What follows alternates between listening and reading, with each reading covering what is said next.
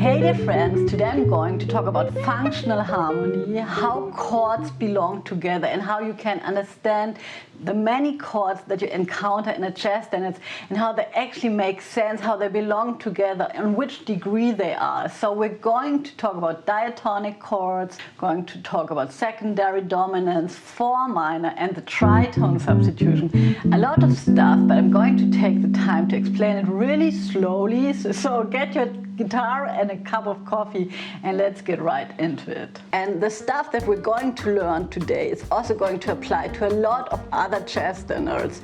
So stuff repeats even if it doesn't seem like this in the beginning. Here's the sheet of Just Friends. In this case, we see that there's one sharp, so we can assume that this song is in G major.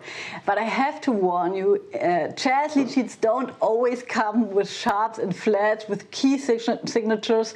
Sometimes they just don't put anything in the beginning of the song, and that doesn't always mean we are in C major or A minor. But today we have a sharp, so we know we are in G major. But our first chord, surprisingly enough, is C major, and we might think we are in C major. So what I like to do to get a really clear picture of a jazz standard is, first of all, I'm going to play the diatonic chord of the key. We are in G major and I'm going to play the chords that stem from this key, like G major. And so now we can understand this tune is not in C major, but it starts with a C major that's on the 4th degree. And in the next 2 bars, this chord is going to be a minor chord, C minor 7. Let's ignore the F7 for a moment. So we have a 4 major chord, and then a 4 minor chord, and then we have the tonic, the G. So in this tune, it needs like 5 bars until we play the tonic for the first time. Going to C minor to a G major. So this is basically all it is. It's a 4 chord, and the 4 chord gets to be minor, then it's a 4 minor chord, and then we have the 1. Before we talk about the next 2 chords, I want to discuss secondary dominance. There's a very easy way how you can understand them. That's basically by playing all your diatonic chords again, but this time we're all going to transform them into dominant 7th chord. Each of those chords is going to be a dominant 7th chord, like this. So we got ourselves a bunch of dominant 7th chords now. The good news is there are only 2 of them that are not secondary dominants. The D7 on the 5th degree is our 5 chord in G major. It's a diatonic chord. We didn't change anything here, so it just stays like a 5 chord. The other chord that's not a secondary dominant is the C7 chord. If the C7, you just meet the C7 out of context on the street, where would it resolve to, right? The tritone in the dominant 7th chord always wants to resolve. The C7 would resolve to an F major or maybe F minor chord. And the F, the root of the chord that this chord wants to resolve to, is not in the G major scale. And that's why it's chased out of the club. So I want you to check out all those dominant 7th chords that you now got and just like try to understand where would they resolve to, right? So the G7 is a secondary dominant. It would resolve to C, and the C in G major is on the 4th degree, so it's 5 going to 4. If this is super confusing, don't worry, for the moment it's enough if you understand that all those chords are secondary dominant except of the C7 and the D7. And if you have a look at this tune, you'll see we have a very prominent A7 here, and that's a secondary dominant. And it's a 5 chord that's leading to 5. Right? And a fun thing that we can do with dominant seventh chords in general is to use the tritone substitution. So if you have a G7 chord, right, the tritone in the dominant seventh chord is so important. But you can also move the root up a tritone, right, and then the tritone here stays and the root moves up a tritone, and that's the D flat 7, and those two chords are interchangeable. Another example, the A7, the tritone substitute would be A going up to the tritone, and the tritone here stays, it's E flat 7. So the tritone is more important as the root if you want to. I also want to let you know, which is kind of interesting, that you can always add the 2 chord to a 5 chord. So what do I mean by that? So if we have an A7, like a dominant 7 somewhere in our song, we can just like add the E minor. Or let's say we have an F7 somewhere, we can add the C minor. And it also goes the other way around. If we have a long stretch of A minor, we can sort of transform the A minor into a D7.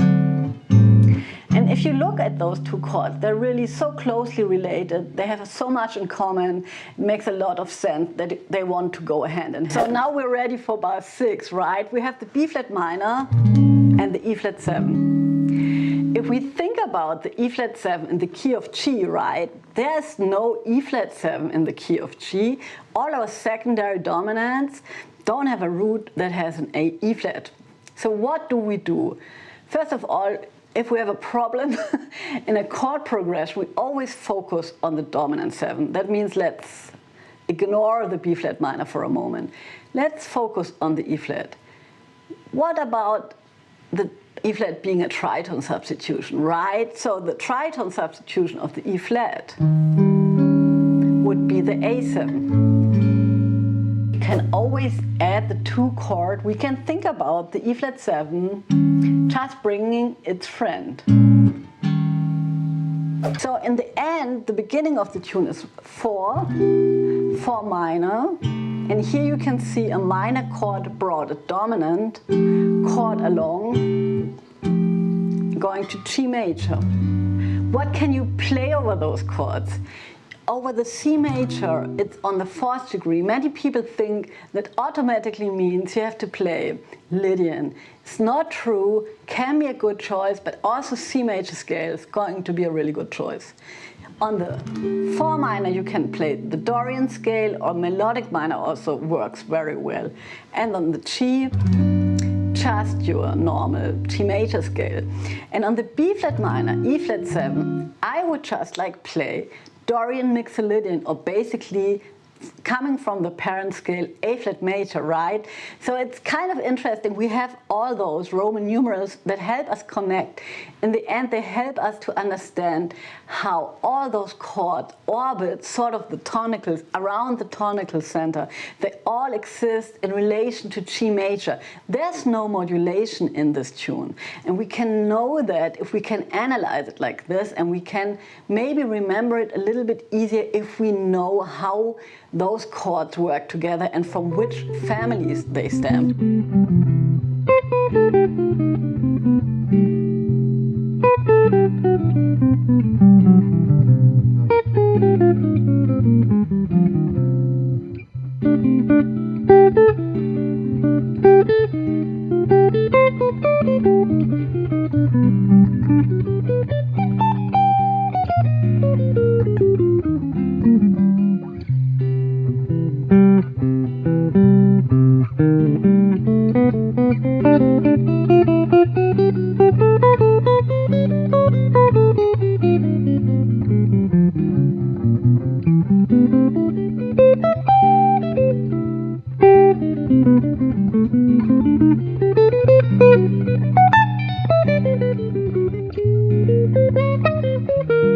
And in row number 3, A minor 7, D7, that's a 2-5-1 that doesn't come as a surprise. Then something happens that happens in a lot of tunes. The tune goes to minor, to the relative minor key. So there would be E minor, right? The relative minor is always on the 6th degree. So very often secondary dominants act as sort of like invitation letters if you want to go to another place.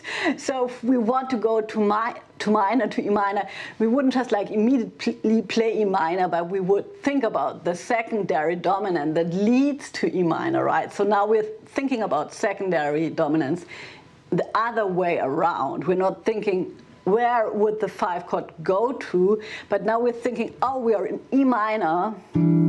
Which chord would be the 5 chord that leads to E minor? So that would be the B7, right? And that's a secondary dominant. And the B7 would invite us to go to E minor. And since it goes to minor, it resolves to minor, that is handy to have a half diminished 2 chord, right? Because it's a 2-5-1 in minor. So we can play the E harmonic minor scale over those 3 chords because all 3 chords stem from the harmonic minor scale. But we can also use the melodic minor scale or even the E minor pentatonic. And then we have A7 finally, right? Our secondary dominant, 5 going to 5.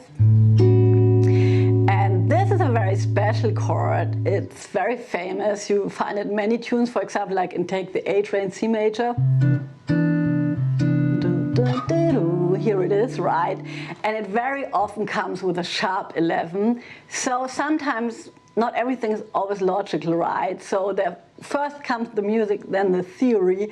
And in this case, you can say, this is like a cliche we want to hear if we want to play in a certain style. If we want to do that, we need to accept certain cliches, still can personalize them, of course. So the A7 sharp 11 is a really good chord voicing here. And with that, we can play the A Mixolydian sharp 11 scale.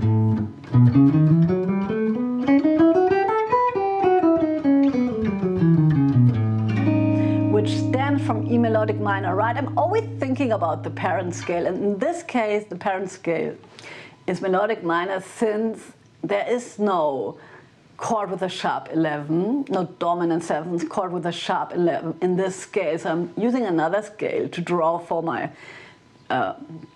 improvisation, but of course I could also play D major, right? So then I would think diatonically A7, where would it go to D major? That's the 5 chord there. And then it continues A minor 7, D7.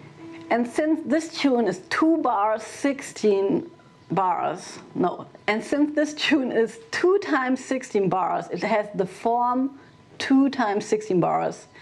And the form starts with C major again. When we play A minor 7, D7, that would lead to G major. But we want to go to C major, so it makes complete sense to play like a 2-5 to C major, right? So that is just like if the form is coming to an end and it's going to go back to the start, which is happening in this case, we always can like back cycle, right? A minor 7, D7, D minor 7, G7, leading to C major 7, right? So back cycling is also another very good technique for harmonizing melodies sometimes. If you don't know how to harmonize a melody line, you can always recycle it. And the good news is now we're in the second part of the tune, and the first 3 rows of the second part are the exact same. We don't need to worry about anything. And then only in the last row we have A7, and then very quickly A minor 7, D7 going to G major. It's resolving, right? And then again D minor 7, G7 going back to C. So yes, I'm going to improvise a little bit for you. Have fun listening, and I'll see you next week.